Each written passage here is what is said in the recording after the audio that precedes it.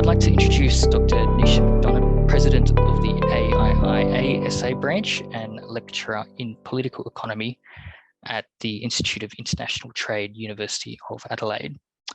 Dr. McDonough specialises in international political economy and the geopolitical risks of trade and the evolution of economic systems and how this impacts trade relations.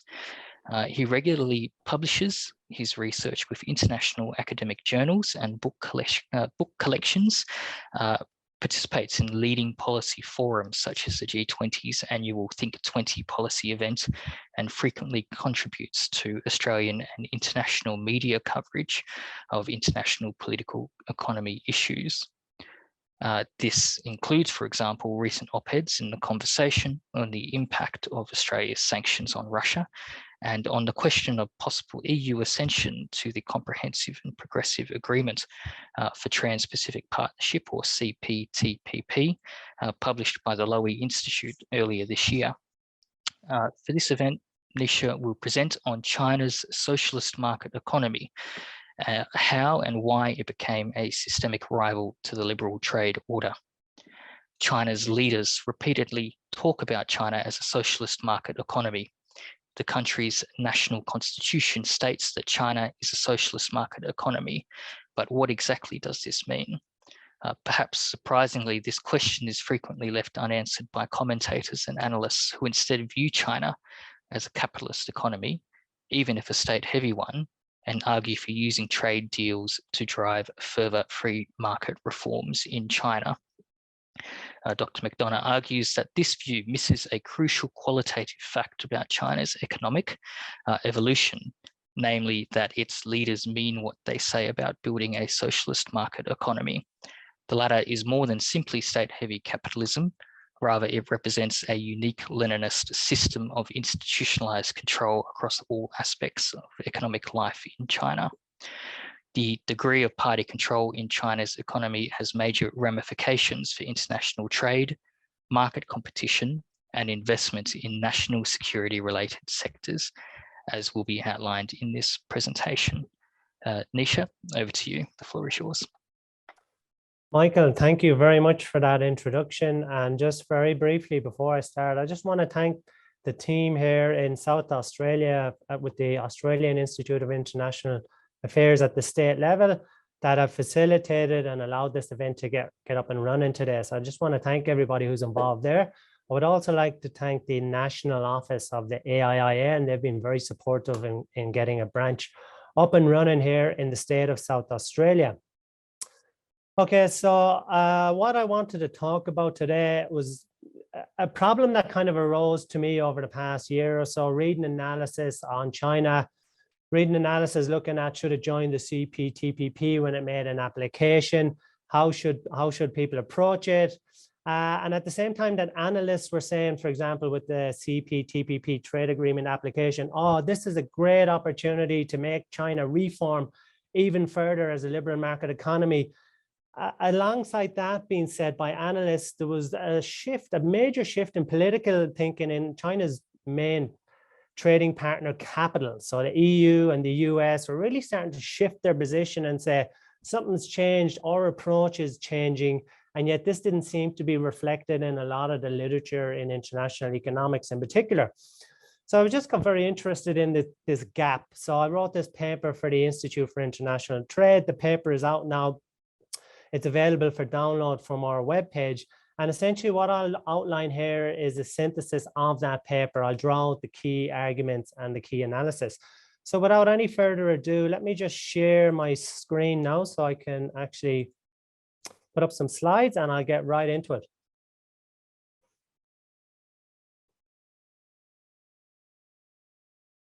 Okay, so how China challenges the liberal trade order, coercion, contestation, and the socialist market economy. So that's the name of the paper that I just published very recently and will draw on extensively for this webinar.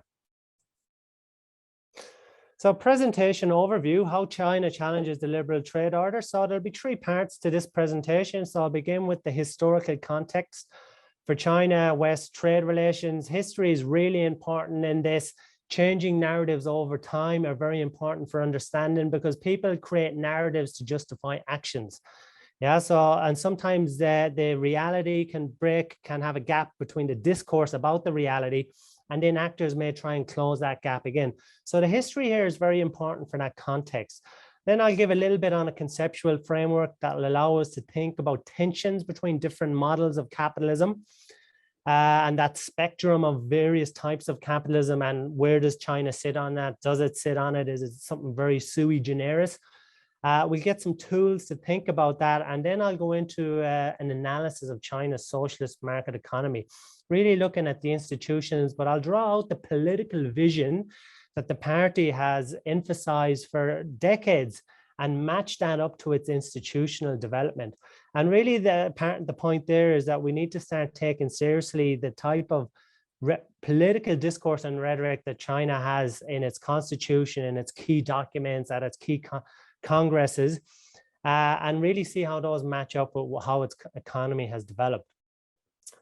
So if we look at the historical context, so we can think about the original, what was termed the engagement strategy. So this was when China enters the WTO in 2001, and this was a long, grueling negotiation, 15 years in the making. So I'm not sure if any country has matched that length of negotiation, but I'd be surprised. And that really already tells us that there was very big differences in what people wanted from China and what China was willing to give in becoming a member of the World Trade Organization. So nevertheless, it did get in, and that was kind of based on this idea that integration into the world trading system would socialize China into becoming increasingly open and liberal economy. So that was the type of narrative that was developed in the US in particular, which really had to green light its entry. And it was based on the view that deepening commercial, diplomatic, and cultural ties would transform the country's internal development, and then that would in turn transform its external behavior. So essentially, this was the kind of way of people having a cognitive map of how China would transform over a long period of time upon entering the WTO. And this would justify, despite the fact that there was concerns about its economic system and the amount of state control, that they could be overlooked in the view that things were going to get better over time, that those tensions would drop away. So it did encourage the liberal democracies to take a long-term view of China's economic evolution. And there's a broader historical context that's important here. So this all occurred as well in the post-1989 optimism about what Francis Fukuyama famously termed the end of history and the triumph of Western liberal democracy and capitalism. So the Cold War had been won, the Soviet Union had collapsed, and Fukuyama said, and I quote, "What we may be witnessing is not just the end of the Cold War or the passing of a particular period of post-war history, but the end of history as such." So what did he mean there? And again, quote, "That is the end of mankind's ideological evolution and the universalization of Western liberal democracy as the final form of human government." So Fukuyama wasn't saying that events would no longer occur. He was saying that human beings had found the best marriage between an economic system and a political system that would allow human flourishing, individual freedom, and that the evidence was in the triumph of the US, the economic power of the EU as well, the European countries, and that every other country was going to track a line to that endpoint, and this would reduce conflict and tensions and so forth. So this really gripped the imagination around that period. Fukuyama's work was heavily discussed, debated, and cited.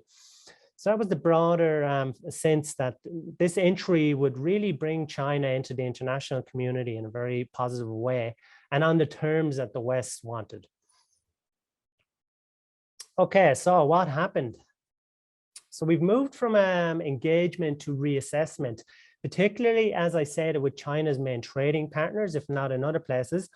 So the engagement strategy, the 1990s to 2015, 16, maybe when Trump comes in, I mean, you can pick and choose your exact moment, but around that period of time, that was the end. But in that period, you had this framework for integration, socialization. The real world effects were that the US was willing to agree to accession Others were willing to overlook the communist ideology, the socialist economy concepts, and the authoritarian model of governance. But by the 2010s, and particularly mid-2010s, there's a growing realization that China is not changing in the manner hoped for.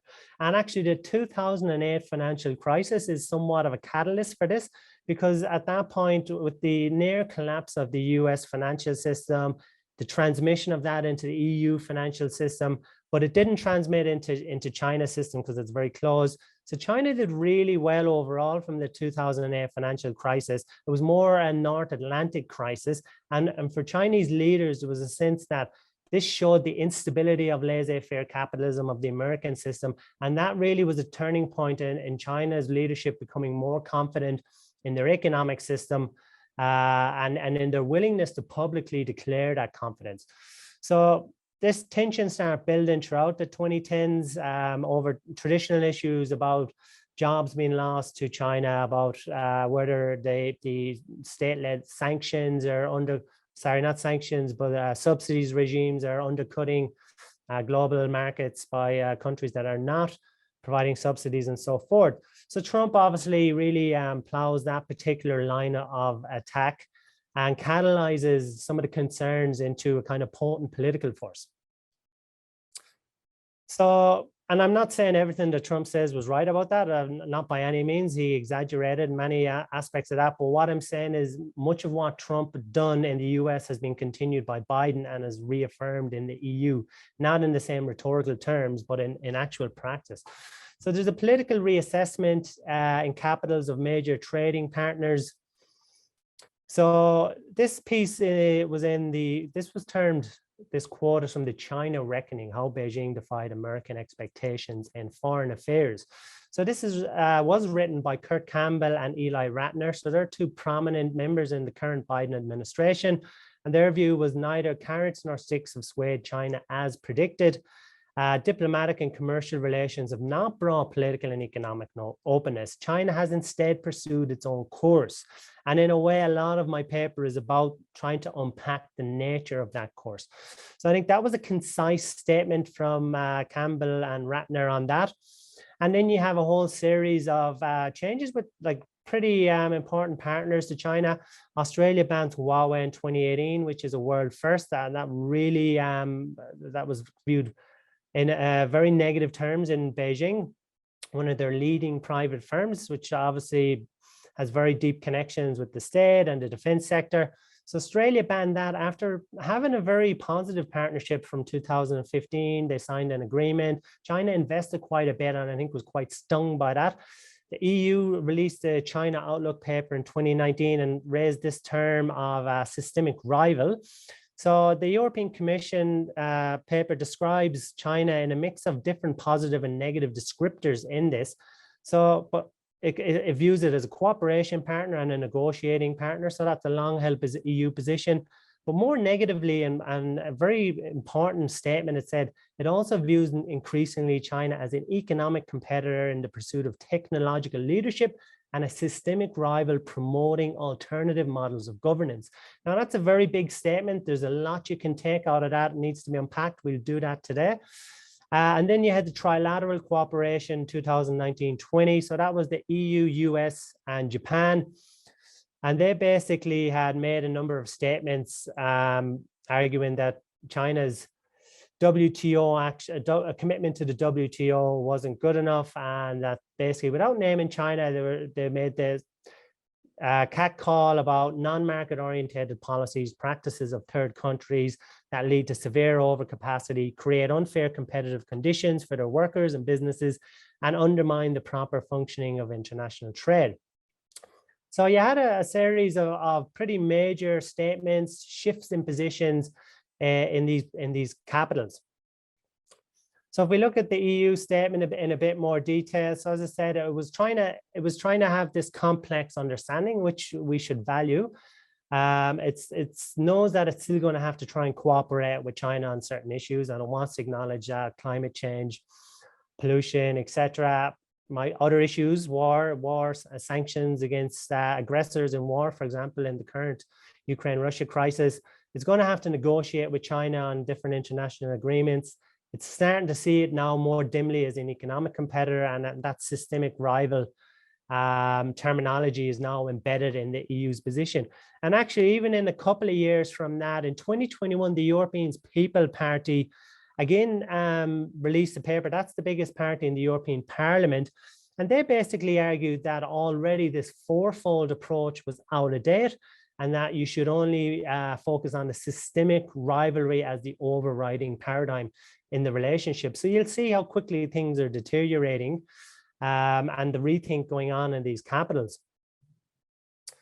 So yet at the same time, when recently, for example, China mooted a potential joining of the CPTPP, and remember that agreement is supposed to be a very far-reaching, high-quality agreement for open markets, transparency, competition, disciplines on state-owned enterprises. It's very interesting then that China would suddenly want to join that despite all the issues in the WTO over its state-led economy. And yet, despite that, many studies around the time persist with this basic assumptions of the engagement strategy. You almost get the sense that nothing has changed over the last number of years. So they're arguing that existing WTO rules can discipline China, they can, including the WTO plus obligations. So there were special obligations China agreed to when it joined the WTO, or else they argue that new regional trade agreements can drive liberal reforms in China. So it seems quite interesting that at a point when China sees itself in the ascendancy, it's very publicly promoting its own governance model. We'll get to some of the key statements on that as an alternative, that a lot of studies in international economics were sticking with this kind of engagement strategy view. So there seems to be this kind of growing gap. So I wanted to look into that gap a bit further and see, well, which side needs to kind of adjust here. Is it the people in the capitals of trading partners, or is it international economic studies? So if we look at international relations, so this is a kind of conceptual part. Essentially, there's a strand of international relations theory, second image analysis that looks at how countries generate a lot of their foreign policy preferences on their domestic politics. That's logical enough. Now, the second part is that big countries are far more domestically orientated because they can afford to be. They have more power relative to other countries. So they're more orientated domestically, and they're more orientated towards externalizing their policy preferences onto others, whether that's in bilateral, multilateral negotiations, arms agreements, whatever it might be. So big countries have more power to externalize their domestic politics, essentially. So if you look at the general agreement on trade and tariffs that was agreed after the war, which is now called the Liberal Trade Order, and that GATT sits at the heart of the legal agreements of the WTO. Well, essentially, the US drove that and built that order to a large extent. It was supported by European countries, but they were relatively weaker. They recovered from the war. And a lot of what the character of the Liberal Trade Order is based on the type of rules and interaction that the US would want that matches up with its own political system. There's constraints in that system. There's a rule of law. There's legal codes for everything, essentially. And there's open markets, which suited the US competitively and wanted to do exports with its massive set of factories that no longer needed to produce weapons. So it built this international trade order, was the lead actor, and externalized a lot of its preferences. So you have to have a common set of rules, though. You do need other countries to agree to those rules. So they didn't actually get as much. The International Trade Organization was meant to be actually developed in the post-war, but it couldn't, so because the Europeans wouldn't agree to everything the US wanted. They wanted more constraints, more social protections, particularly in a post-war period, to ensure social stability. So essentially what comparative studies realize after the war is that even if you have a capitalist economy, countries are very different in the nature of their economy and how they do markets. And that all feeds into the negotiations and in power differentials and so forth. So differences exist across institutions, social norms, the role of the state, industrial relations, corporate governance, financial regulation, industrial policy, and rates of unionization. So you have to kind of find a common ground, and typically things get watered down until you can get everyone to agree. But you still need to get everyone to agree to have an international trading system. There has to be those shared set of rules. So that's the kind of conceptual idea that the countries are coming to this with their own economy, and they want the international system to actually match up as far as they have the power to do that with what's best for their country and their model of capitalism. So we've had a spectrum of market economies from more liberal to more state-led forms. And essentially, the US and European nations, they devised the rules of the game. China was essentially an economic minnow by the time it joined the WTO in 2001, and it really had to agree to a lot of rules that if it was, for example, the second biggest economy in the world in 2001, we don't think it would hardly have agreed to those rules. So it had to agree to rules. It had to kind of bide its time, negotiate its position into the WTO for those gains. It did want to do some economic reforms, but we still have to be wary of the fact that it agreed to things that it wouldn't necessarily agree to now. So what do we need for a stable international trade order? You need common rules. You need large nations to support and uphold those core rules. So you could have defection from the rules from smaller players, and that won't really impact the system. But if you had the EU, the US, or China, or Japan, who are playing by a completely different set of rules, they're so big that they have systemic ramifications that the system will not be stable.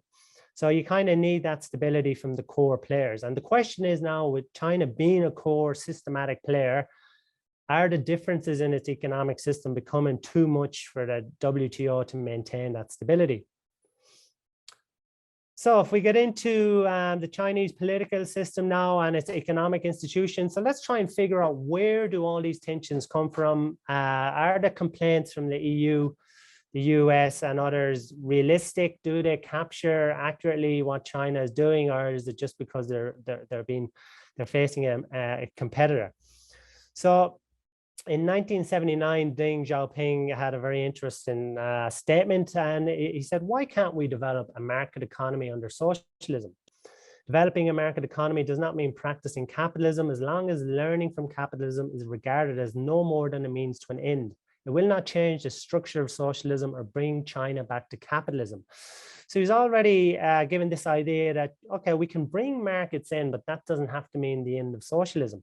Now, if that sounds counterintuitive and illogical, you should consider the fact that in Europe, social democracy is predicated on stabilizing the excesses of capitalism by bringing in socialistic principles, social welfare, universal healthcare, and so forth. So it's actually not as strange as you might think. And they've actually succeeded in doing what Deng first relayed in 1979. At least that's what I would argue. So China's socialist market economy, rhetoric, and reality. So we've long had a kind of understanding of China's hybrid economy, dual track liberalization. So for example, in the 80s and 90s, you had township and village enterprises. They drove early agricultural liberalization, communally owned. You had the Soviet era nomenclatura system used for political appointments, melding the calculus of the party state with a style of centrally incentivized local entrepreneurship. So that's an interesting way of seeing that from Peck and Zhang. And essentially, China has had that approach whereby to get higher up the ranks in the political leadership, you did have to prove yourself at province level to be economically successful. So it's a way of melding that party system with a sort of entrepreneurial spirit. If you look at the constitution, for example, all urban land is owned by the state, rural land is owned by state-sanctioned collectivities. State-owned enterprises dominate the commanding heights. Oil, infrastructure, banking, and strategic sectors, telecommunications, and media. And to this day is estimated to directly represent between 24 and 28% of GDP. The story doesn't end there, though, as we'll get to see. There's a lot more when you look at shareholding and investments we'll look at shortly. If we just think for a moment and go back to that idea of the spectrum of capitalisms, France in the 60s and 70s was considered a state capitalist economy. The state sector never really went over 10% there. So you can see even in those higher percentage terms, there's a big difference to what was once thought of a state-heavy economy. And there'd be other qualitative differences as well. So some of the statements, again, are very interesting. As I said, 2008 was a catalyst. China's leadership became a lot more confident in stating that they have a better system than the American system and all that entails. So in 2010, Wen said, in the course of the past year, we came to the conclusion that, so they're watching the crisis roil the US and the EU. We've came to the conclusion that while continuing to rely on the basic role of markets, we must fully bring into play the superiority of the socialist system, which is efficient decision-making, powerful organization, and concentration of resources to achieve big things. This was followed up later. I mean, there's any amount of these speeches, so this is just a select few. Xi in 2013 uphold and develop socialism with Chinese characteristics. And basically, he talks in that speech about improving the lives of the people, building a socialism that is superior, I quote, to capitalism. Quote, we must concentrate our efforts on bettering our own affairs. Again, in 2017, another speech to the 19th Congress, socialism, I quote, is blazing a new trail for other developing countries to achieve modernization. It offers a new option for countries and nations who want to speed up their development while preserving their independence. So this was quite new.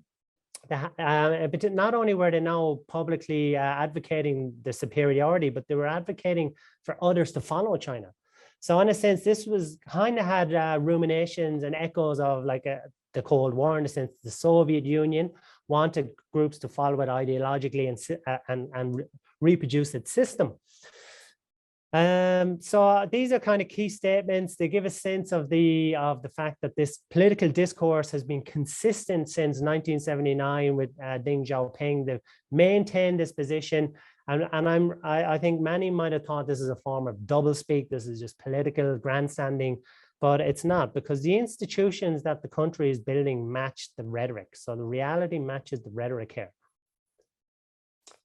So if we let's look at some of the institutions in China. So the commanding heights in industry. So here you have the SASAC. So this is the state-owned asset supervision of the State Council. So this is a highly sophisticated professional bureaucratic governance institution that plays a key role in allowing the party to manage the economy at a high level of control. It allows for control over all state-owned enterprises through vast, nested, and vertical horizontal systems of other SASACs. So you have the national SASAC, then you have that replicated at provincial level, and they feed up into the national level and back down again. Information and command can flow, and then you have municipal SASACs. So it's a really extensive system of control. It allows the State-Owned Asset Supervision Council to actually be one of the world's largest controlling shareholders. The SOEs do compete domestically and internationally as a way of making them more efficient, but we should not confuse this with the idea that they're operating according to competitive neutrality that you would see in Western countries as a principle of competitive neutrality, because it's more political expediency. And as soon as there's a rationale to not have those SOEs compete, then the government will make that decision. And people might have seen in earlier this year, a number of the SOEs involved in mineral productions, the rare earth minerals in particular, where 3 of them were actually merged together to create a national giant. And the thinking behind this was more geopolitical, that they could use that then as a tool for threatening countries to cut off supplies, which they've done quite frequently since about 2010 anyway. But this made that tool easier to deploy and also easier to control the market. So that's a political response to tensions in the economy. So this system is very, very comprehensive. Mark Wu gives a lovely analogy of this. He says, imagine if one US agency controlled General Electric's, General Motors, Ford, Boeing, US Steel, DuPont, AT&T, Verizon, Honeywell, and United Technologies, all the big corporations in the US. And then he says, furthermore, imagine this agency were not simply a passive shareholder, but also behaved as a private equity fund would with its holding companies. It could hire and fire management, deploy and transfer resources across holding companies, generate synergies across its holdings. So if you can imagine that, that's what the national SASAC allows China to do in particularly the command and heights and in industry and across the country. So the political agenda must be supported when required. So again, we can look again at another similar type of system, the commanding heights in finance, the China Investment Corporation. So this is really China's sovereign wealth fund. And the sovereign wealth fund then is the primary controlling shareholder of Central Huijin Investment. So that's another vehicle that controls the banks, the banking system in China. So there are 3 of the biggest 4 banks, but it controls all of them. The Industrial and Commerce Bank, China Construction Bank, Bank of China. These are some of the biggest banks in the world. These are in the top 10 biggest banks in the world. So there's credit guidance. Central Huijin can do credit guidance. It can tell the banks when to lend, who to lend at, particularly state-owned enterprises. Also, second-tier banks can be controlled without using the Central Huijin. Wu gives the example of, for example, of the Shanghai Pudong Development Bank. Its top shareholder are all holding companies of Shanghai SASAC. So now we see the links back to the SASAC here to ramify and further and intensify these mechanisms of control. You also have the China Securities Finance Corporation.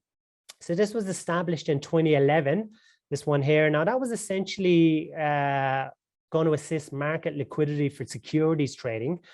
But both Central Huijin and the CSF began large-scale investments in non-state shares during the 2015 and 16 stock market meltdown. Now, as Chen and Rittmeyer 2020 note, those investments were actually maintained after market stabilization was secured. So now these entities have massive shareholdings across the private sector as well. And in 2020, Central Huijin was the largest shareholding company in China, holding about 4.3 trillion RMBs in assets under management. So very substantial, a globally important player. Then you have the National Development Bank. This is the last main big institution I'll look at. So this is National Development and Reform Commission. The NDRC is China's planning ministry. It replicates the SAC's governance structure in the sense that you have those nested, you have multiple NDRCs at the provincial level, the municipal level, and there's feedback up and down those hierarchical levels. It oversees 5-year plans. It can also translate shareholder control vested through the SASAC, CSF into coordinated policy objectives. So again, that's important to note. It can set prices for key commodities, oil, gas, and water. And when if you command price those key commodities, that impacts the entire cost structure of China's economy and gives a big advantage to industries reliant on those big inputs. The presence of a single economic coordination for Wu with wide-ranging scope, both horizontally and vertically, is another thing that Mark Wu thinks helps render China unique. Now, others argue, for example, McNally 2012, that the NDRC can suffer incoherence due to intense provincial competition for foreign investment and thus and competition between subnational NDRCs. So I think, yeah, I'm not saying that this China setup is omnipotent. There are many complex dynamics in the country. The provincial and subnational levels do certainly compete. They'll have their own policy agendas that can conflict with the center, and the country's so vast, you wouldn't manage all that from the center at any one time. But nevertheless, that's true of the United States, it's true of the EU. All big countries have complex dynamics. What is clear is that the mechanisms of control are sui generis to China. They're very unique. Planning ministries are not unique in general, but the complexity and the professional bureaucratization and extent of China is unique. That's what Wu would argue and others, and a point I would agree with. So then to bring this all together, the party as institution. So essentially the party is key to this. It's the central institution. The party internalizes the state, the civil society, and the market under it, and really has mechanisms of control that allow it sits outside of the law. It's outside of the constitution. It has that ability. It's a Leninist vanguard party. So that entails being able to change matters, legal matters, as you will. And from a Leninist perspective, rule of law is essentially a bourgeois creation, all right? So this is to defenestrate the people's party, the power of the people to revolt. So the party has maintained that. It's not actually constrained by any particular set of rules. It's not constrained by the constitution. It's outside of it. And I think that's key to understand. And Xi Jinping has been criticized when he came to power for not engaging economic reform. And he did moot some that he would do so. But actually what Xi has done is done extensive political reform, because in his view, that was more important than what the reality suggests, because he wants to improve party discipline. He wants to improve party ideological control. The party has grown in size between 2013 and 2021 at a time when China's demographics are pretty stagnant. You've got Xi Jinping taught being basically brought into school curriculums. It's been taught in state-owned enterprise boardrooms as a form of ideological discipline, and the party has to engage with far more activities for discipline, and clarified the role of the party in corporate charters, strict use of the nomenclatura system for SOE appointments, and reinvigorating the party cell system.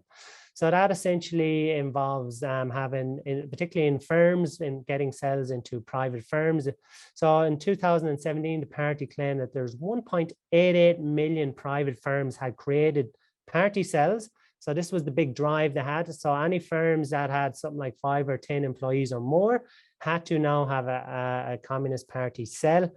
A figure that represents over 73% of all private firms, according to Pearson et al. In 2021. So, so there has been a massive anti-graft campaign. Again, this is all about wide-scale political reform. Some would also say that's a heavily concentrated power under one person, under Xi, and also has kind of degraded China's collective ruling that it had since around the 1980s onwards, and a kind of cult of personality. So difficult, if not impossible, to mark where the party influence ends and firm autonomy begins. So again, that's really something that now comes out in the literature. The infiltration of party tools, governance mechanisms, and mechanisms of control really make it impossible to say when a private firm is fully autonomous. And there's been different rules brought in there, such as a 2017 national intelligence rule, where private citizens must help and support the state if there's a national security issue, very broadly defined, whatever that could be. It's not specified, and they must give the party all the support and information required. So as a lawyer, as MacGregor quotes of a Chinese lawyer, in corporate law, the boards of Chinese state companies can choose to disregard the party's advice. As a matter of fact of life, they cannot. So that's kind of the aspects there. The party has been really heavily reformed under Xi, and that discipline has been extensively developed and strengthened. So how does it contest the liberal order? So there's two different types of contestation I want to look at here. So the formal contestation, so again, thinking about that theoretical framework that big countries want to externalize their preferences onto whatever type of international relationships they're having, whether it be in trade or anywhere else. As China has become the second biggest economy in the world, as it's become more confident in its system, it's become more willing to formally contest core aspects of the WTO, and also to contest previous agreements that it had. So first of all, it's contesting the application of non-market economy status by WTO members. So China agreed to accept that status when it joined the WTO. It was supposed to expire after 15 years. The EU and the US have refused to get granted market economy status due to their concerns. So it's challenging that, despite the fact that it actually hasn't transformed its state sector in the ways that were expected. It's also challenging the concept of competitive neutrality. So competitive neutrality is a core concept to contain state activity within an economy, to make sure the state is not getting any special privileges, because remember, the state is not just an economic actor, it's also the referee. So if it's the referee of the game and it's not specially contained through the principle of competitive neutrality, clearly it's going to have an advantage. So the SAS AC Vice President Ping Huagang advocated for the concept of ownership neutrality, stating, "We also advocate ownership neutrality and are opposed to setting different rules for enterprises subject to different ownership systems." So again, there's no way you can hedge this. You can't have both. That's one or the other. So this is really challenging a core principle that China wants to change its obligations to engage with competitive neutrality. So informally, there's been growing instances of economic coercion. Long-standing practices include, well, before we get to coercion, large subsidy regimes, low transparency, ongoing market access barriers, forced tech transfers, IP export restrictions, and domestic market barriers for foreign entities. So they're the ongoing things that the EU and the US and other entities, Japan, other countries have long been concerned with over China. These haven't really gone away. And since 2010, there's been a growing use by China of economic coercion practices. So Japan has suffered this over issues to do with the Senkaku Islands, and then it would be cut off from rare earth mineral exports. Norway was sanctioned for giving a Nobel Peace Prize to a Chinese dissident. And then that was in 2010, it lost market share because exports of Norwegian salmon were banned. Another interesting one, countries that allowed visits from the Dalai Lama, they suffered a significant drop in trade, 8% over the next 2 years. So this was greater than standard fluctuations. And there's a number of more, the Philippines in 2012, again, territorial disputes. Vietnam as well over territorial disputes. South Korea, the company Lot was punished for giving land where THAAD missiles were located. Canada China banned canola seeds over fallout with Canada, and then also Australia has suffered numerous instances of coercive tactics and to do with political positions that China didn't like. So it's really, this is not meant to happen in a rules-based order. You should separate politics from economics, and China is just being increasingly willing to breach that and basically use its heft, its newfound status as the world's second largest economy, an asymmetry in its market between itself and others in market size. And it's been willing to actually engage in that coercive tactics, which is causing a lot of issues, and people are very unhappy about that. Okay, so I think I will leave it there. Just need to stop my share. Great. Thank you, Nisha, for that informative and comprehensive presentation, which I think provides an excellent insight into the ascendancy of China and how that's challenged the liberal trade order. So as I mentioned at the start, we do have about 15 minutes for Q&A. So if you do have questions, please feel free to type them into the chat function at the bottom of the screen. And I do note we do have a comment from Peter, who shared a link to the paper on the IIT website. So I'd encourage everyone to have a read of that paper. We do have a question in relation to the issue of, if China invades Taiwan and punished with sanctions like Russia's today, will states such as New Zealand, whose half of their dairy imports do go to China, will they be willing to join sanctions in China? So do you have any views on I guess, how other countries would approach such an issue with respect to, I guess, where they have economic interests? And how that, I guess, interrelates to the political interests or the geopolitical interests should such an event occur? Well, I don't think you can really speculate on what countries will do in those type of instances. I mean, we've seen with the current crisis that things just can unravel very quickly. Sanctions regimes that people thought were once impossible can become possible. And it all depends on the intensity of events and how people respond. So I wouldn't really speculate on what any particular country is going to do, other than to say that that the current conflict has probably transformed how economic sanctions and economic coercion is going to be applied in the future. Yeah, that's all I would say on that particular issue.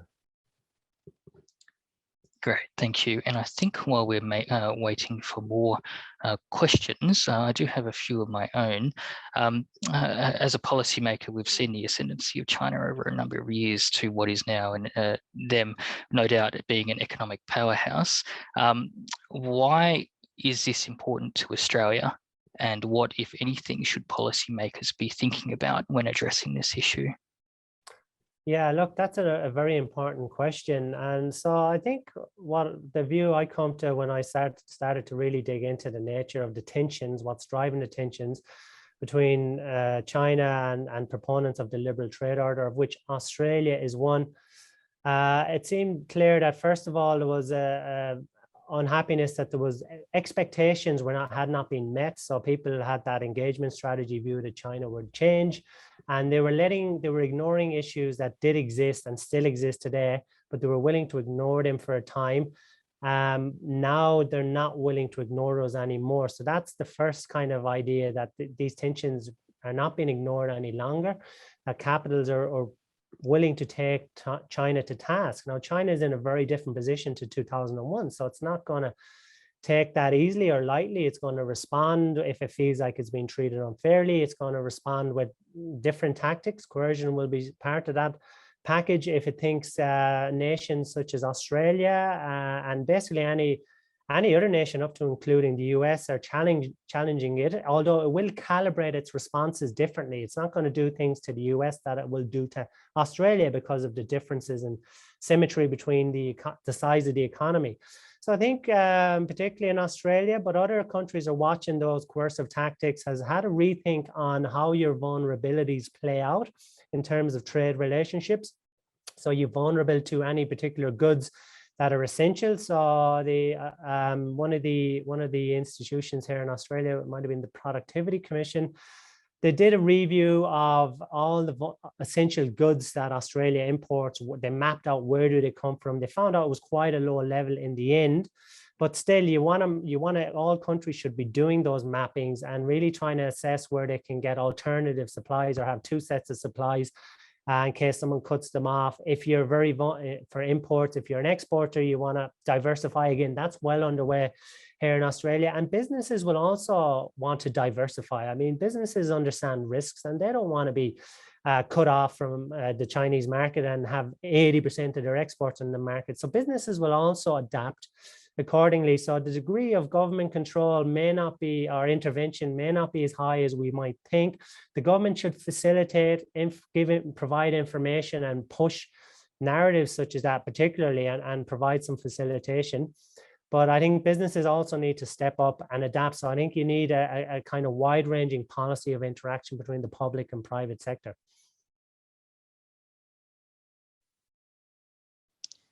Great, thank you, Nisha. And I guess while we were waiting for more questions from the audience, we have seen quite large-scale economic programs come out of China, such as the Belt and Road Initiative.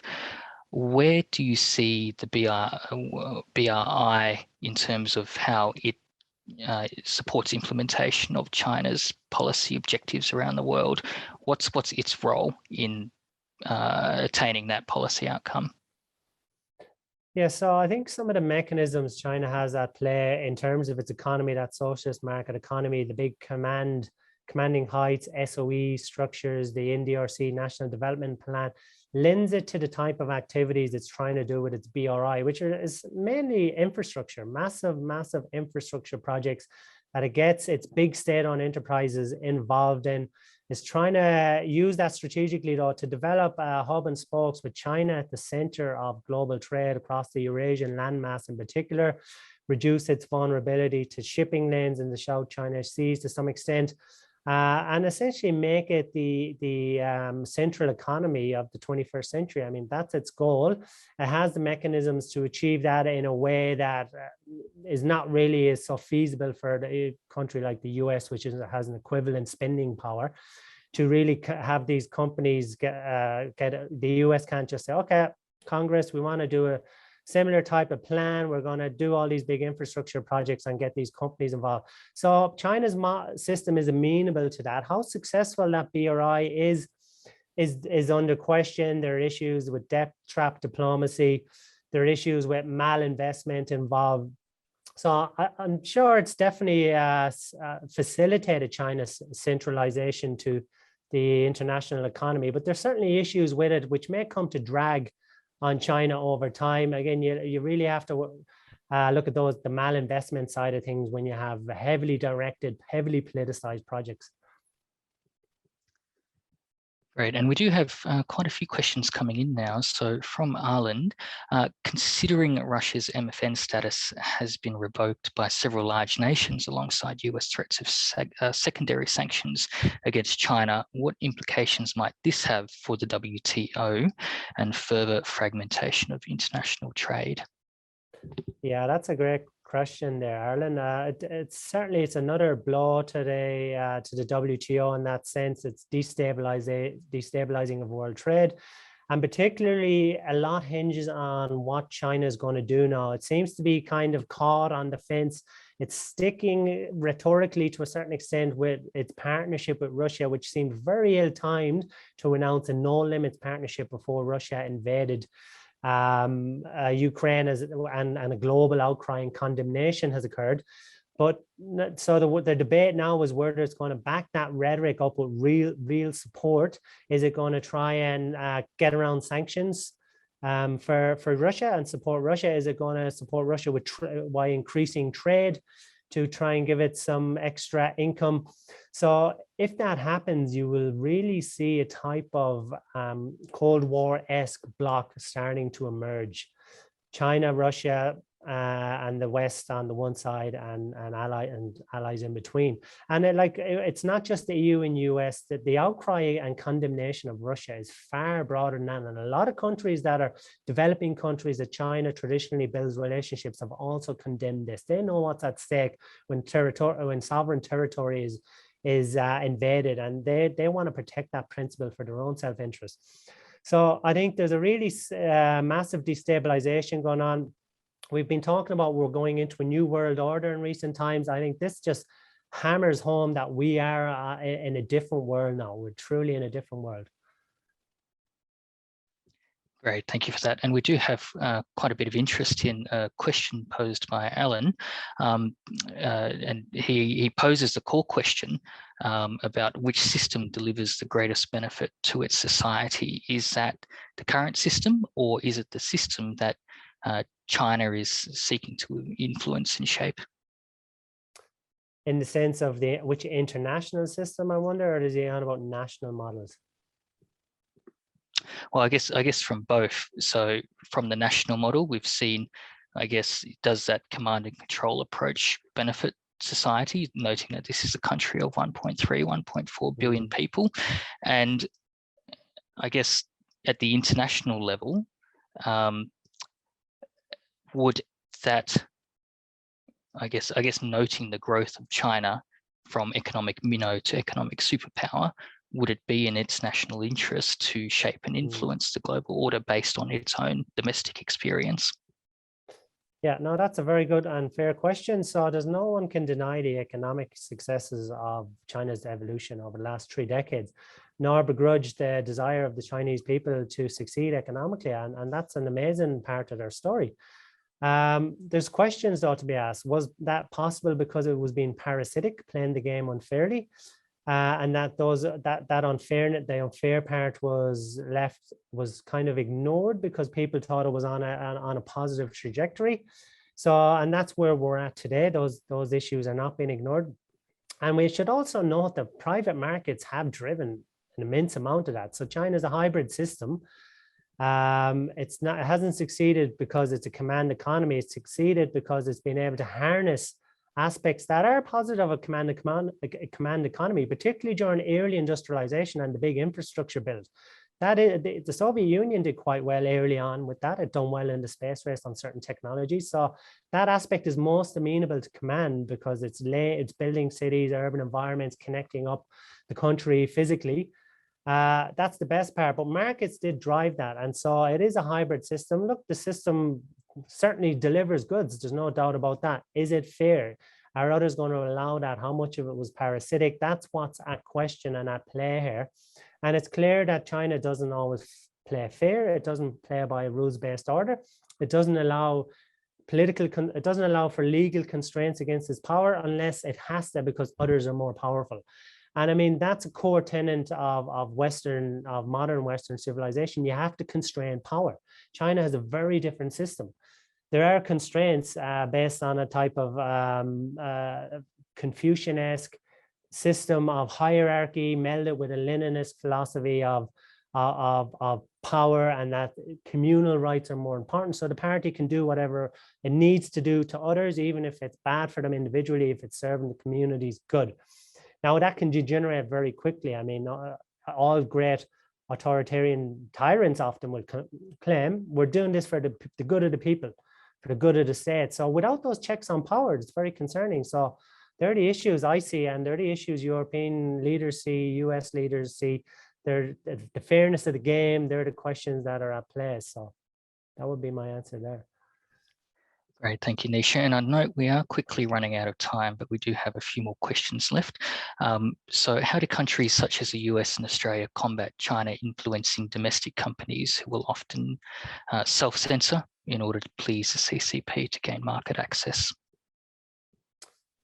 Yeah, look, that's a difficult policy challenge. I think engaging with chambers of commerce, getting information as best you can through surveys that keep companies anonymous, it is a big challenge. Companies will self-censor in the Chinese market so that they can, because they don't want to be singled out. They don't want that information to get out if they make a complaint. It's difficult. I don't know what the policy solution is to that, other than trying to gain information and maybe having groups, blocks of countries, or the whole the business chambers of commerce for the EU and the US and China, for example, representing groups of countries and saying, these are the complaints we've gotten back, without singling people out. So I think different approaches like that. And the chambers of commerce, I would look at the annual Chamber of Commerce surveys, because they do reveal a lot of the issues, and they're very useful documents to find out what companies are facing and the percentages of companies, the issues they're facing in China. Great, thank you. And I think we only have time for one more question, so apologies to those that have posed other questions, but I might close with this one from Margaret. So China appears to be economically expanding in many spheres which might have once been called the less developed world. What is the name of the game in this space? Benevolent ways to alleviate poverty or a source of cheap labor? How far can China's empire building go? Well, I think time will have to tell how on the last part of that question. Look, for developing countries, there's opportunities for them to actually win investment off competing powers. And I think that's what they're going to do, and who can blame them for doing that? They will increasingly, in a geopolitically fraught world, though, I mean, it starts to become a pick sides type equation. So how far that'll go, I think a lot will play out over the coming months. Probably coming weeks. History is moving fast at the moment. So I think in the coming weeks, as I mentioned earlier, where does China come down on the Russia question? There does seem to be pushback within the system. Reports I've been reading that people are unhappy within China about taking Russia's side. I think that would be a massive historical mistake. Russia is a collapsing economy that was already very small relative to its population. And the geopolitics of this will play out now, and countries will start feeling like they're having to pick a side, and there's going to be risks entailed there. Great, thank you for that. And apologies to everyone, we have run out of time for this event, but thank you to everyone for your engagement in the Q&A session. And as a reminder, you should be able to access the paper via the Institute of International Trade website. Is that right, Nisha? That's right, yeah. Great. So for further reading, please feel free to have a look at the paper there. That's all we have time for. In closing, I'd like to thank you all for joining us in the SA branch's first event for this year. I hope you found it engaging and informative, and also I'd like to thank you, Nisha, for your presentation on the research that you've been conducting, and we look forward to reading more and hearing more about it over the course of the year. Additionally, I'd like to take this opportunity to let you all know that the branch is planning an exciting schedule of both in-person and virtual events for 2022. I encourage you to keep an eye on the SA branch website and LinkedIn page for further details as those events are uploaded. Also, I encourage you to consider becoming a member of the branch. Sign-up details are also available on the website. So once again, thank you all for joining. Thank you, Nisha, and I wish you all a good evening.